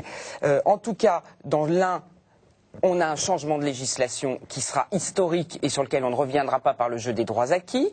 On ne va pas reprendre les points, vie et famille notamment, et liberté d'éducation, et entre autres choses, et laïcité aussi. Attendez, constitutionnaliser la loi de laïcité, ça veut aussi dire que la laïcité ouverte dans laquelle les pensées religieuses, le fait religieux peut s'exprimer justement pour apporter au bien commun, ça va pas être si simple. Hein. Bon, voilà, ça c'est aussi dans le programme de Monsieur, de François Hollande. Et de l'autre côté, eh bien, il n'y a pas grand-chose, mais en tout cas, il y a un statu quo qui tient, avec, dans la profession de foi, après l'avoir réclamé à haut, nous avons quand même, sur ces points de base qui ne font pas basculer la société, effectivement, force est de dire un engagement sur on touche pas à la famille de ce point de vue. Bon, il faudra aller plus loin. Après, nous avons un rôle à jouer, et ce rôle, il est encore une fois, oui, moi, je suis pas d'accord avec comment il s'appelle, Monsieur Pellerin. René Poujol. René Poujol. Parce que oui, ils n'ont pas à être un parti politique, les chrétiens. Ils ont à montrer Dieu à César pour que César ne se prenne pas pour Dieu. Ils ont à influencer le pouvoir pour justement que la charité et la vérité éclairent... Oui, ils ont à s'engager comme en politique. Ils n'ont pas resté... Non, mais on peut s'engager autrement. Ne rentrons pas dans le jeu du pouvoir parce que sinon on devient du pouvoir pour se faire élire, on fait des compromissions. Mais le lieu du pouvoir, c'est pas le lieu du mal. Ah, c'est le lieu de la décision. Absolument. C'est le lieu, en fait, à partir duquel nous ne devons pas nous rester, en fait, en deçà du pouvoir. Je suis bien d'accord. Donc, je propose, moi, sur profession, on a bien regardé les programmes, on en a tiré des conclusions. Et ces conclusions, c'est qu'effectivement, on ne peut pas remettre en cause cette législation, mais donc, alors, on laisse la liberté de choix à chacun. C'est généreux. Non, mais ce que je veux dire, on ne dit pas tenez. Je ne suis pas sûre que tous les internautes vous obéissent en tout état de cause. Non, mais je veux dire, voilà. Donc ils la conservent, leur liberté. Mais on laisse quand même deux options. Il faut même aider à la construire, cette liberté. Alors, quelles options, Frigide? Soyons clairs. Une cohérence de vote par rapport à ce qu'on vient de dire. C'est effectivement de ne pas voter pour le programme de François Hollande. Je le dis clairement, il y a un moment, il faut se décider et appuyer sur le bon bouton. Voilà, mettre le bon bulletin. Et ce bulletin, pour empêcher François Hollande... c'est un vote contre. C'est un vote pour le programme, enfin pas pour, c'est un vote contre, mais par le bulletin Nicolas Sarkozy, qui n'est qu'un début d'engagement des chrétiens à aller plus loin. Maintenant, je comprends très bien ce que vous dites. Et nous n'avons pas, en tant que chrétiens, non plus à dire c'est comme ça et pas autrement. Il y a plein de gens qui ont signé cette profession de foi qui n'iront peut-être pas là-dessus. Eh bien, je propose le bulletin Jésus 2012. Parce que comme ça, on les comptera, les chrétiens. C'est eux qui doivent aussi éclairer la cité. Il ne s'agit pas de que les chrétiens soient comptés, c'est de faire en sorte que les chrétiens puissent peser dans le débat politique. Bah, vous savez, hein, plus ils se révèlent et plus ils évangélisent et plus mieux ça se portera dans la société. Alain, dernier mot. Clairement, Jésus 2012, ça ne serait pas compté, donc je déconseille ce genre de... Non, ça ne se verrait pas pour moi. Donc ça c'est peut-être provocateur, mais... c'est mieux que blanc. Je pense que les chrétiens, c'est la culture de la vulnérabilité. C'est pas celle de la toute-puissance, effectivement, c'est pas celle qui décide de qui est un homme et qui l'est pas, c'est pas celle qui décide que deux hommes peuvent fabriquer un enfant, ça c'est la nature l'interdit. Eh bien, les chrétiens reconnaissent simplement, normalement avec une certaine humilité, cette vérité qui est celle qui est universelle, qui est celle de l'homme.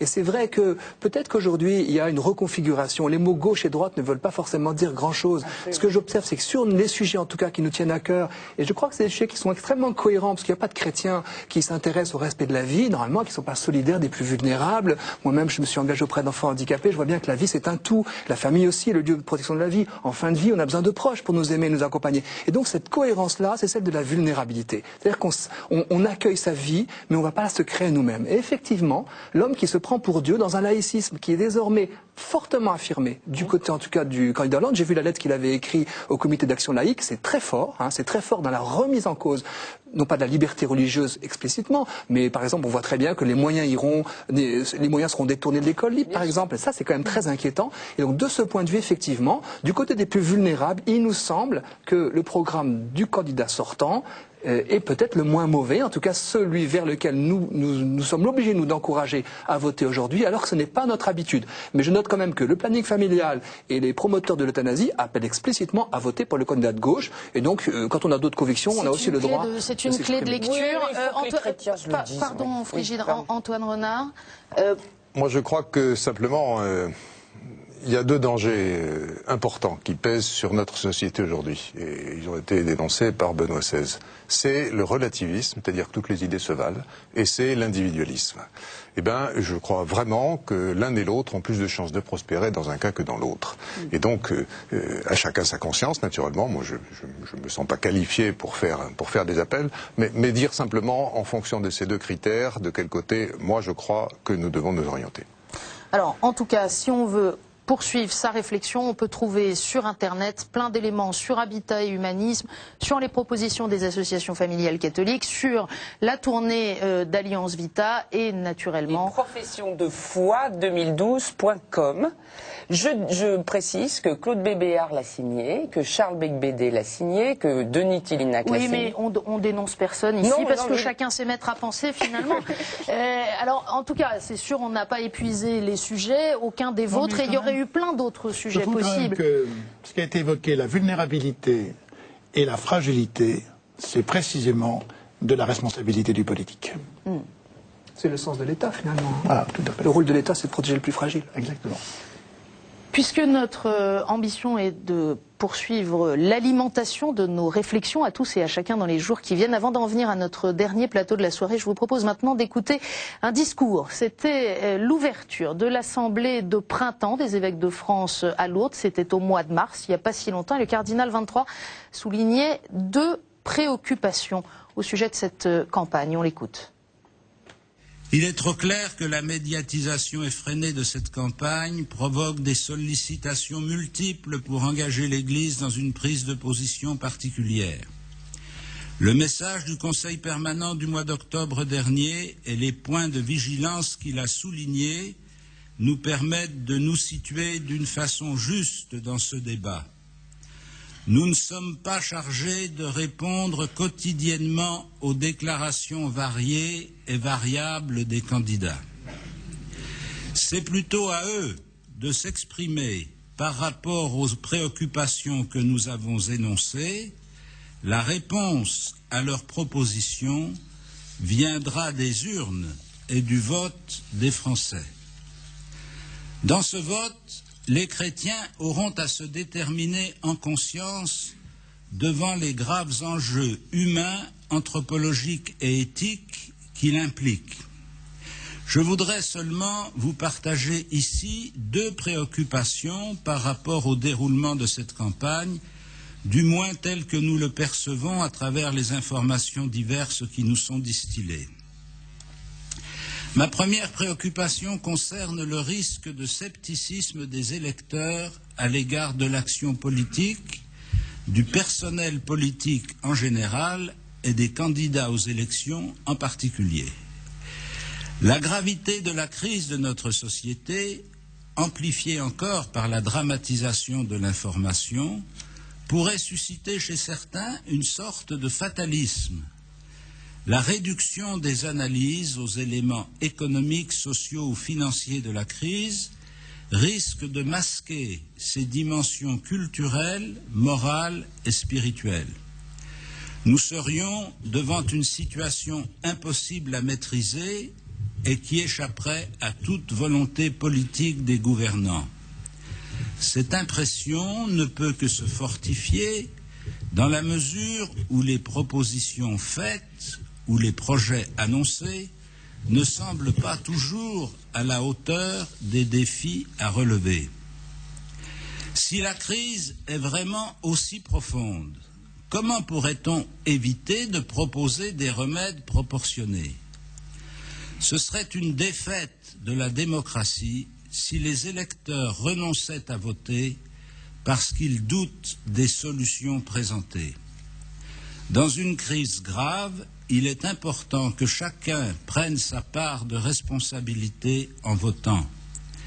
L'histoire, y compris contemporaine, nous montre que des hommes et des femmes décidés et qui déclarent ouvertement leurs projets peuvent changer quelque chose, même si c'est douloureux pour tous.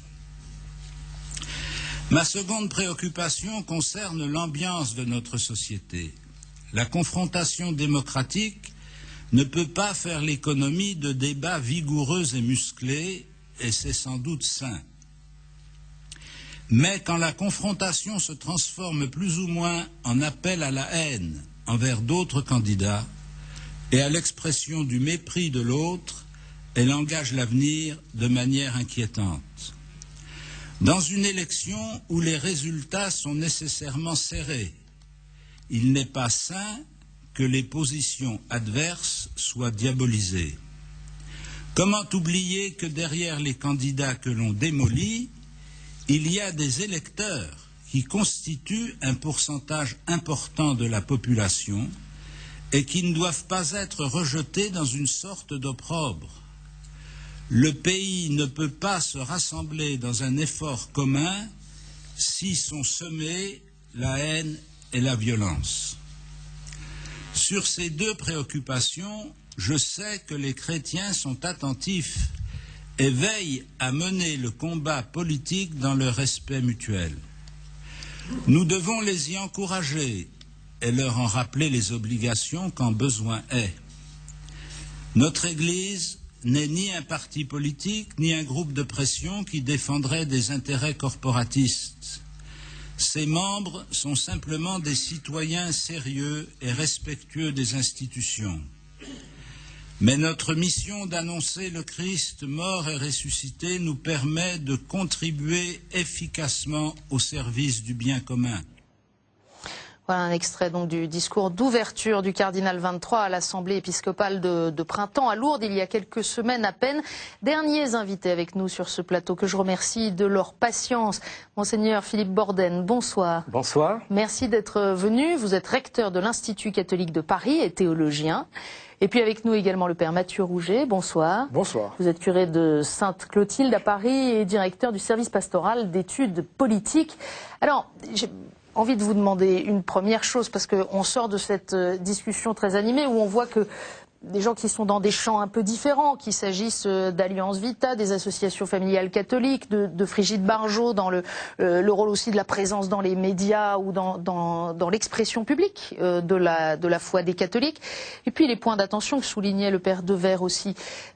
Concrètement, on en sort avec la conclusion qu'aujourd'hui, il y a un programme problématique pour une grande partie au moins des catholiques. Est-ce que c'est logique que la conclusion soit aussi claire? Parce que ça revient quasiment à la même chose que si l'Église donnait une consigne de vote. La situation dans laquelle on se trouve. Moi, j'ai pas entendu que la chose soit aussi claire et aussi tranchée. J'ai même été très heureux qu'il y ait des opinions assez différentes. Figurez-vous que j'ai d'abord pensé à certains étudiants jeunes, Bac+1 de l'Institut catholique de Paris, qui m'ont dit il y a quelques jours qu'ils avaient voté pour la première fois. Et je me disais, mais qu'avons-nous à dire à ces jeunes? Et qu'est-ce que c'est que cette opération? Nous sommes tous à la veille du second tour de l'élection présidentielle. Nous allons tous avoir à accomplir notre devoir de citoyen. Qu'est-ce qui se passe au moment où nous mettons le bulletin dans l'urne, où nous nous déplaçons? Je pense que pour ces jeunes, c'est d'abord la conscience de participer à l'exercice d'un droit fondamental qui a été acquis dans beaucoup de pays de haute lutte. Je pense à Aung San Suu Kyi en Birmanie. Bon, pendant très longtemps, elle n'a pas pu se présenter. Elle ne pouvait même pas sortir pour aller voter. Donc je pense que c'est d'abord cette opération que nous faisons et qui nous relie à l'humanité, et qui nous relie à l'humanité devant des choix qui sont difficiles. Alors bien sûr le choix est difficile, et le choix est toujours difficile, mais en même temps je ne voudrais pas qu'on oublie que la première chose c'est déjà de participer en allant voter. En allant voter et en ayant réfléchi. Et vous voyez, les étudiants auxquels j'ai eu affaire sont des étudiants qui font droit et sciences politiques. Aujourd'hui, il y a toute une génération qui s'engage dans la politique. Il y a toute une génération qui, comme les témoins que nous avons écoutés tout à l'heure, toute une génération qui s'engage dans des projets humanitaires auprès des personnes handicapées, auprès des personnes sans logement, auprès des personnes isolées. Et je pense que le moment où l'on pose le bulletin dans l'urne, c'est ça que je voulais dire d'abord, nous relie à un acte fondamental qui est celui de l'humanité, qui n'est pas une série de personnes isolées, mais des personnes qui ont conscience d'appartenir à un destin commun. Et voilà ce que nous dit le christianisme, c'est que nous appartenons à une famille humaine, et que donc le choix qui va devoir être posé doit être posé à la lumière de cette appartenance fondamentale et du devenir éternel de l'humanité. Alors ce qui est intéressant, c'est que justement votre plateau précédent rassemblait des gens extrêmement engagés, avec des types d'engagement assez différents, des sensibilités a priori assez différentes, qui se sont retrouvés dans une expression commune extrêmement chrétienne, si j'ose dire, de culture de vulnérabilité, d'attention aux plus fragiles, etc. Et effectivement, il en ressortait un certain consensus sur le fait qu'il y avait des lignes jaunes ou rouges, je ne sais pas, qu'il serait vraiment dangereux de franchir pour notre pays. Alors pourquoi aujourd'hui ce genre de choses, me semble-t-il? Ça vient de la place que certains marqueurs éthiques ont pris dans le débat politique, peut-être parce que tout le monde est aussi en difficulté pour répondre aux questions les plus concrètes. Qui sont les questions du politique? J'ai bien aimé la distinction dans votre tout premier plateau de Thibaut Collin, en disant qu'il y a des choses qui ne sont pas de l'ordre du choix politique, qui sont des données de la société. Et le politique n'est plus dans son rôle quand il va chercher à les remettre en cause. Le politique, il a de manière à la fois ambitieuse et modeste, il faut avoir en tête vraiment ces deux dimensions, à répondre aux questions concrètes du vivre ensemble, à faire en sorte que la violence ne soit maîtrisée, qu'on souffre moins. Et du coup, il y a la place, comme plusieurs ont dit, des questions économiques, des questions sociales, des questions du logement, des questions de l'aide au développement dont personne ne parle, qui sont pourtant tellement importantes pour notre monde. Et il est certain que certains choisissent de se démarquer en se plaçant au niveau sociétal, en se permettant un certain nombre d'effractions dans ce qui est pas vraiment de l'ordre du politique, qui est celui de la dignité de la personne humaine. Et du coup, c'est intéressant de voir ce consensus inattendu entre chrétiens aux sensibilités et aux engagements si différents. Alors, probablement quand même un des éléments qui est cause ou signe, en tout cas de ce que vous venez de décrire, c'est quand même ce que rappelait René Poujol tout à l'heure, la note doctrinale sur l'engagement des chrétiens en politique et sur le caractère premier d'un certain nombre de points qu'on appelle maintenant non négociables. Vous avez, vous, je crois, une autre expression, Père Rouget, vous dites les points irrecevables de conscience ou quelque chose d'approchant. Mais c'est pas exactement ça, et c'est une expression du cardinal 23. Autant pour moi, ça lui est rendu. Mais donc ces points non négociables, si de fait on a 3 premiers points concernant la vie et la famille qui sont non négociables, ça limite la possibilité d'aller plus loin, non? Oui, mais attendez, je pense que ce qu'a dit le Père Rouget tout à l'heure est très important. Il faut distinguer entre le domaine de la morale, où là, effectivement, il y a des points qui ne sont pas négociables. Le respect de la vie, au commencement et à la fin, sont des points non négociables, du point de vue moral. On a évoqué tout à l'heure la question de la hiérarchisation.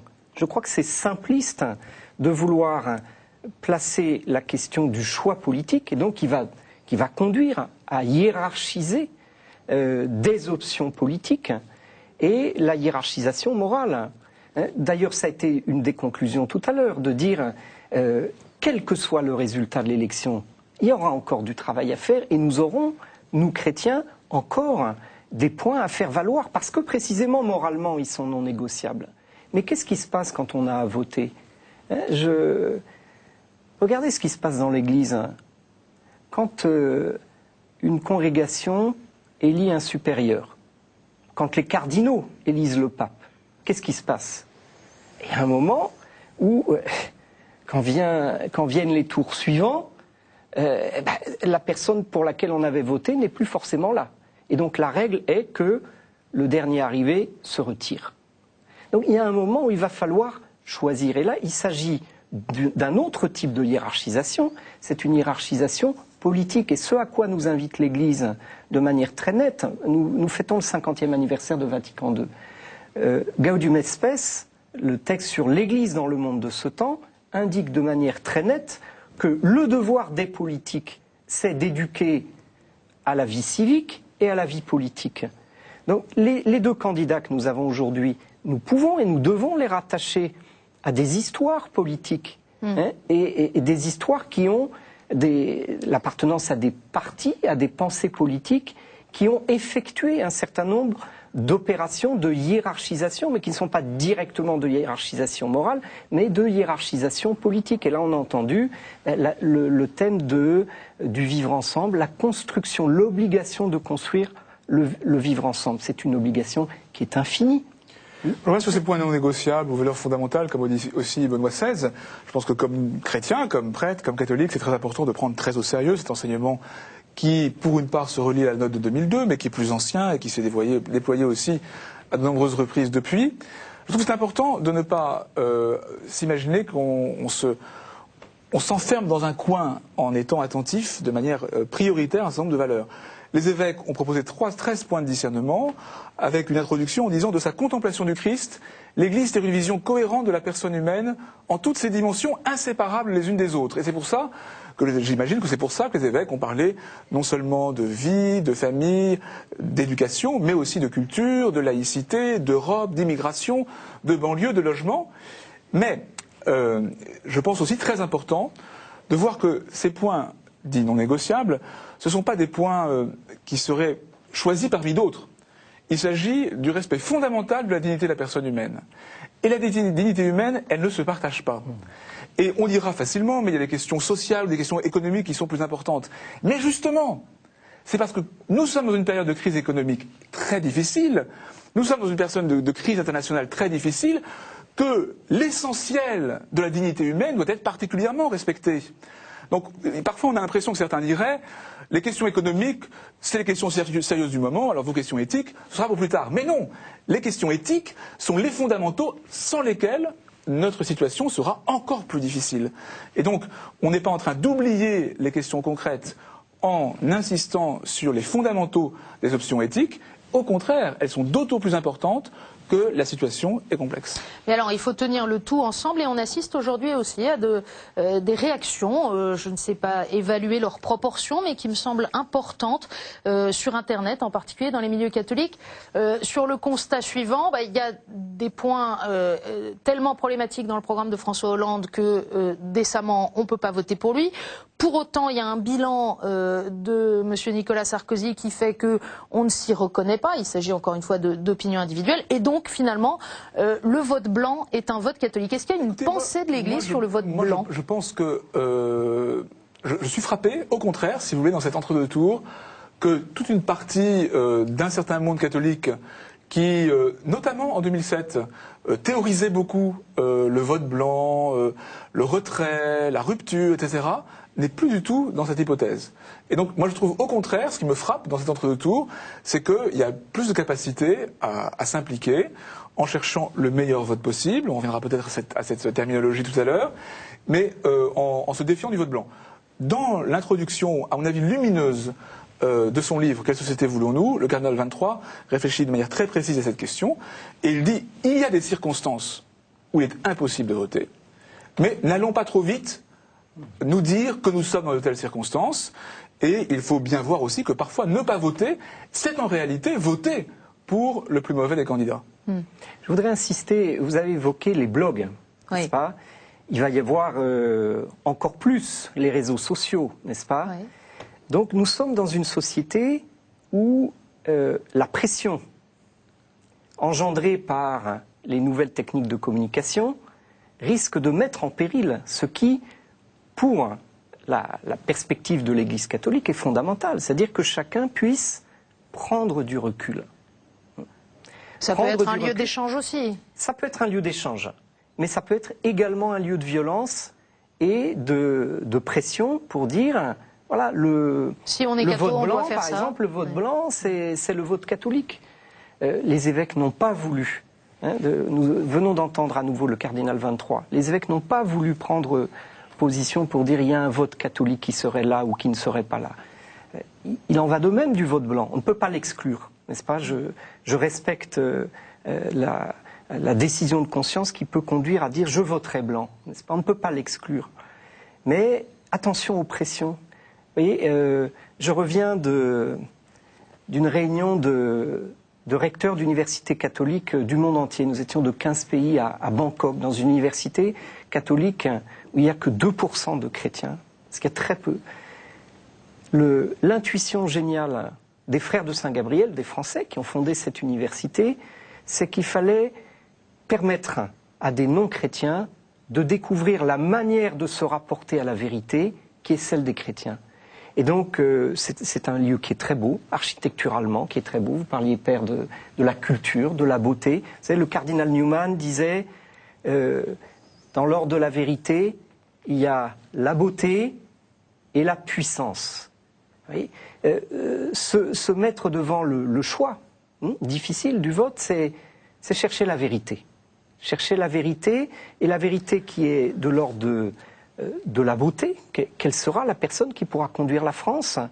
Celle qui est de l'ordre de la puissance. Quelle sera la personne qui, compte tenu de la complexité des problèmes économiques, de respect de la vie, de la dignité de la personne, qui est toute une, quelle est mon appréciation en conscience de la personne qui emporte ce choix de la vérité?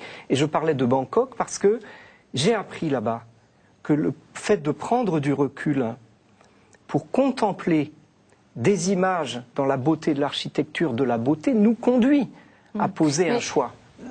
Pardon, mais il nous reste encore une fois 5 jours avant chacun de poser ce choix qui engage notre responsabilité personnelle. Chercher la vérité, chercher celui qui semble capable, chercher la vérité dans les programmes. On a 13 points de discernement dont vous nous dites qu'ils sont à prendre tous ensemble. C'est quand même pas très facile. Est-ce que je peux me dire comme critère, je vais prendre le moindre mal? Alors, le moindre mal ne peut pas être un critère. Et puis, comme je l'ai dit, et je le répète, s'il faut que ce soit encore plus clair, il y a certes 13 points de discernement, mais ils ont un ordre. Il y a les 3 premiers qui sont les 3 points non négociables de Benoît XVI. Et il y a une insistance importante sur la dignité de la personne humaine, qui est le critère par excellence. Et comme je vous le disais à propos du chapeau des 13 points des évêques, c'est vraiment la dignité de la personne humaine. Donc la question à se poser, c'est qui, dans son programme, et éventuellement aussi dans sa personnalité, respectera le mieux la dignité de la personne humaine. Et moi j'aime bien la formule du cardinal 23 dans l'introduction de son livre en disant « il faut chercher le meilleur possible ». Et parfois la tentation c'est de dire bah, « de toute façon ils sont tous aussi mauvais ». Et puis il y a aussi une formule qui me semble vraiment très néfaste, que j'ai un peu entendue, je dois dire, avec tristesse dans les propos de Chantal Delsol, en disant au fond, il y a un sens de l'histoire, on recule des transgressions de quelques années, la belle affaire. Non, il n'y a pas de sens de l'histoire. J'ai bien aimé dire le canal 23 sur un de vos confrères de la radio, RTL, où on l'interrogeait sur un homme politique qui avait dit que le mariage entre personnes de même sexe finirait bien par arriver, que c'était le sens de l'histoire, et il a rétorqué avec sa placidité habituelle, je ne crois pas au sens de l'histoire. Donc je crois que dans le temps où nous sommes, nous avons à chercher le meilleur vote possible, que nous avons à être attentifs à la variété des sujets abordés, mais le critère essentiel, c'est la dignité de la personne humaine, sans avoir une espèce d'angoisse parce que tout le monde ne partagerait pas nos points de vue, qui ne sont pas d'ailleurs confessionnels, je tiens à le rappeler, qui sont des points de vue rationnels, éthiques, qu'on peut partager avec d'autres, que des non-croyants partagent avec nous. Et il ne faut pas non plus avoir peur à tout prix de la confrontation. Peut-être que celui vers qui ira notre cœur ne sera pas élu, mais eh bien, il y aura un nouveau temps, il y aura le temps d'échange. Donc n'ayons pas peur de ne pas être dans le camp des vainqueurs. Soyons capables d'assumer une position sans nous dire qu'il y a un sens de l'histoire qui nous enfermerait. Et puis on a entendu aussi dans les propos de Monseigneur Borden l'importance à attacher à ceux qui aujourd'hui forment leur pensée en sciences politiques notamment, pour préparer les générations futures à exercer aussi ce discernement, pas seulement pendant les périodes électorales, peut-être aussi par l'engagement en politique. Je voudrais en revanche qu'on termine, il nous reste une toute petite minute, à vrai dire on a déjà un peu dépassé, je voudrais qu'on termine par un point confessionnel, celui-là. On a vu se multiplier les initiatives de messe pour la France ou de prière pour la France. Quel sens ça a? Est-ce que c'est important? Alors c'est important. L'enseignement de l'Église est très clair. La nation, le peuple sont des réalités que Dieu nous donne et qui permettent de construire l'avenir de l'humanité. Mais à condition que la nation s'inscrive dans le concert des nations. Que le peuple s'inscrive dans une recherche de communauté, de paix, de famille humaine beaucoup plus large. Donc oui, non seulement prier pour la nation, mais prier pour la chose publique, la res publica, la République. Dans les régions concordataires, c'est une grande tradition que l'Église catholique et les autres églises s'engagent à prier pour la chose publique, oui, à condition qu'elle soit ouverte et ouverte à la fraternité humaine. Et moi, j'ajouterai un dernier mot. Ces démarches, elles ont beaucoup de sens si on les vit profondément. Si c'est simplement pour satisfaire à un formalisme du moment, ça n'a pas beaucoup de sens. Qu'est-ce que c'est que prier? C'est se mettre en vérité sous le regard de Dieu. Et je crois qu'à un moment de choix important pour notre pays, c'est très important de se mettre en vérité sous le regard de Dieu, mais il faut le faire vraiment et pas simplement en parole. Un grand merci à tous les deux, ainsi qu'à tous ceux qui ont apporté leur contribution à cette émission. Évidemment, nous n'avons pas déblayé l'horizon, mais nous espérons avoir apporté du grain à moudre à la réflexion personnelle de chacun, puisque c'est bien la responsabilité de chacun de choisir ce qu'il mettra dans l'urne dimanche prochain. Merci donc à tous et à ceux qui ont contribué à préparer cette émission. Toute l'équipe de KTO, une émission préparée par Étienne Loraillère et réalisée par Henri de Mérindol. Bonne soirée, à très bientôt. Vous pouvez bien sûr retrouver cette émission et nous envoyer vos réactions sur le www.ktotv.com, sans oublier les présences de KTO sur les réseaux sociaux. À bientôt.